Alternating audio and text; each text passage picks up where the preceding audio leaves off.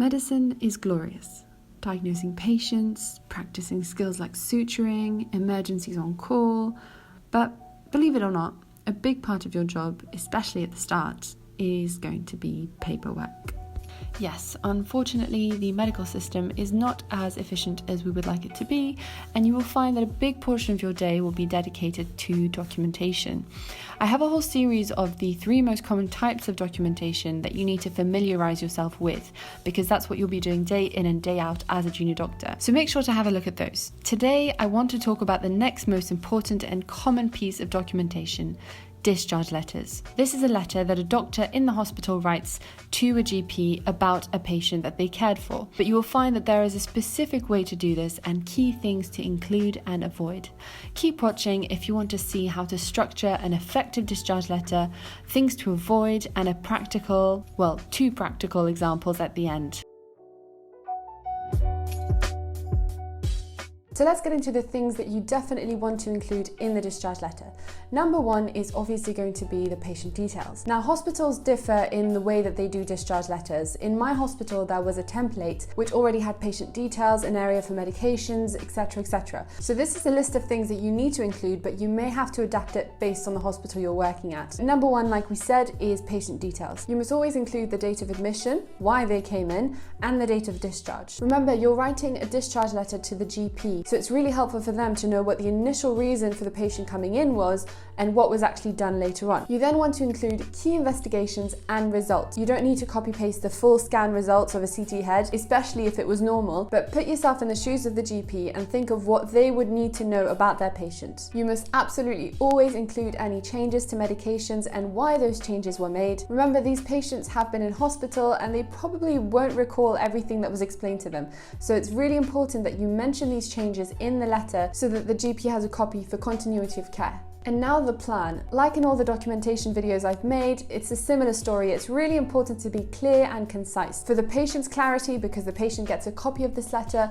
but also for the GP to reduce miscommunication between health professionals. So in the plan, you want to include any follow-up that the patient needs, for example, follow-up appointments, blood tests, scans, occupational health or physiotherapy visits. And on any discharge letter, there should always be a contact number and a list of complications for whatever the patient had or was treated for, so that they know what to look out for and what to do about it. So before we go through practical examples, I want to go through a quick list of things to absolutely avoid when you're doing your discharge letter. Number 1, avoid too much detail. The GP does not need to know everything the patient has eaten, all the blood results, and every single thing that was done. They are very busy, they do not have a lot of time, and they just need to know key information that we've mentioned previously so that they can carry on the care of the patient. So imagine you're that GP and think, what would be helpful to know? Number 2 is not to delay. Now, discharge letters are very often the bottom of the priority list, and I get it, it's normal. We're really busy as doctors, and it's definitely a priority to go see a sick patient rather than delay a stay for a healthy patient who's just about to get discharged. And it's definitely a balance. If you know a couple of days in advance that this patient is getting better, they're probably going to be discharged, try and prep the discharge letter earlier so that on the day you don't have as much work to do. And remember, your discharge letter is not the only thing that the patient will need on discharge. Once you give them the discharge letter, the porters then take it to pharmacy, who then check all the medications that were prescribed. They then give them the medications. They need to arrange transport sometimes. So there's lots of other things that need to be taken into account. So start early is the key point here. Number 3 is avoid jargon. Now, yes, you're writing a letter to a GP, so you're both in the medical world and you understand what NSR means, normal sinus rhythm, for example. But the patient is also going to get a copy of the letter. So it's good practice to make sure you use simple terms and avoid too much medical jargon, because then the patient doesn't understand what went on in the hospital, and that's not very nice. So just remember, if you had a family member who came into hospital, you'd want them to have a letter that they can actually understand. And finally, never tell the GP what to do. Always kindly request. It's easy to forget sometimes that you're writing a letter that another human being is going to read, and GPs are really busy, so there's no harm in being nice about it. So if your patient needs a follow-up or a blood test, kindly suggest it to the GP or kindly request it rather than telling the GP what to do. I promise you it will be appreciated. And now we're going to go through 2 practical practical discharge letters that I've written up. One of them is a typical surgical discharge letter and the other a medical one. Now these are just examples, and you will see as you start working, every doctor has their specific way of doing it. Some doctors will write more in bullet points, others more in long form. That doesn't really matter, as long as you have the key elements that I'm going to show you now. Let's get started. Okay, so here I've got two discharge letters. One of them is a surgical one and the other a medical one. As you will see, the main differences are in the actual body, which we will go through. The top part of the letter will stay the same. Like I said, in my hospital there was a template with this information already in there. So whatever format your hospital uses, just make sure you have these key points included in your discharge letter. So as you can see, there's the patient details here, so NHS number, date of birth and address. The discharge date is very important, as well as the admission date, which I've put in the body of the letter. You oftentimes will have a box for each of these up top. Then the diagnosis, if there is one. If there isn't one, you can put no abnormalities found. Past medical history is important. Now, the GP already knows the patient's past medical history, but sometimes discharge letters are the only or quickest way to find out about a patient quickly the next time they come into hospital. So it's good practice to have this included. Then a list of the patient's medications and allergies and any changes to the medication. This is really important for continuity of care, because if you don't put it here, the patient might forget, the GP will never know, and then they might miss a really important medication they should be getting. Okay, now you get to the body of the letter. I actually write long form. I've seen some doctors write in bullet points. I think it's just nicer to have the information written out and then bullet points for the actual plan. So as you can see here, I've said what the patient's come in for and on what dates, when the procedure was done, that's really important, and if there were any intraoperative concerns. So although you don't need to put everything in the discharge letter, important negatives are also quite key, because if there were complications after the operation, that is something the GP should know about. So I explained what we started the patient on for 14 days post-operatively, and that he recovered well after the operations. And these are things that you will pick up on if you do a surgical rotation. Eating and drinking, opening bowels, that's the kind of thing that you look for after a patient's had an operation, just to make sure that there are no complications. I mentioned the x-ray, which was done to make sure that the joint was in a good position. Since I've just said that there were no concerns, I don't need to copy and paste in this scan report.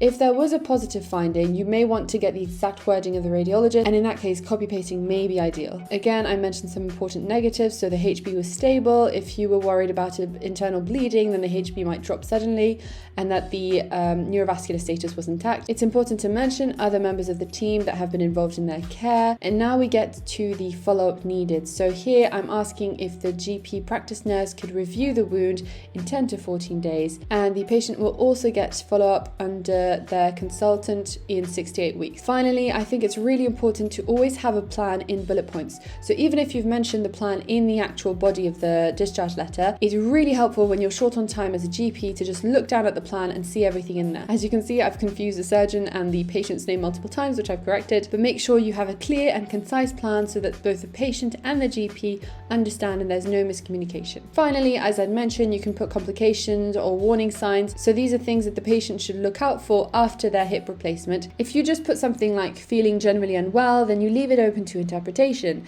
And some patients will come when there's basically nothing wrong at all, and others will delay until it's really serious. So of course we leave it to the good sense of patients, but it's really helpful to have specific things like fevers and calf swelling to pick up on.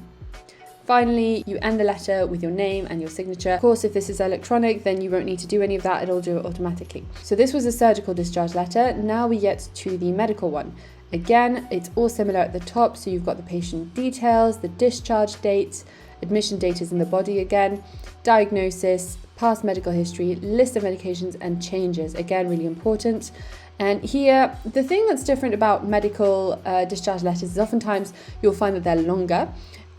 Medical patients are usually more complex than surgical patients in the sense that multiple things can be wrong and they have to address multiple things, whereas many surgical patients can come in for elective operations, and that tends to be a more simple admission and discharge. This is just a general idea. So here again, I've put the date of presentation, why they presented, so they found unresponsive with a reduced GCS, helpful to know what the GCS score was for the GP. And then again, important negatives. So OBS were unremarkable. We did the specific investigation, so those things I will mention and what the results were. If there are any notable results like hyponatremia, make sure you mention values because there's a big difference between 128 millimoles and 133. You then go through the management, so this patient was treated with broad spectrum antibiotics.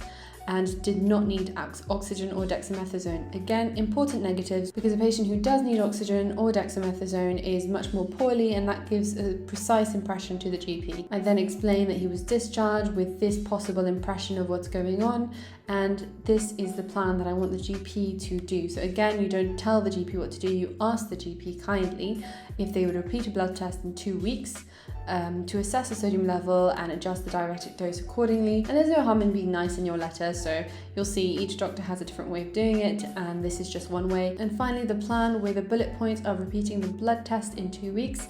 I do have that in the body of the letter, but I think it's always best to have it separately at the bottom of the page in the plan so that it's very easy to find. And finish off your letter with your name. So as you can see, there aren't many differences between a surgical or medical discharge letter. They follow pretty much the same structure with the same key components, and as long as you've got those down, you'll be fine, and then it's just a question of finding your own style when you write these. And there you have it. That's how to write an effective discharge summary. I really hope you found this helpful, and if you have any questions or suggestions, drop them in the comments down below. Don't forget to like and subscribe, and I will see you in the next video. Bye!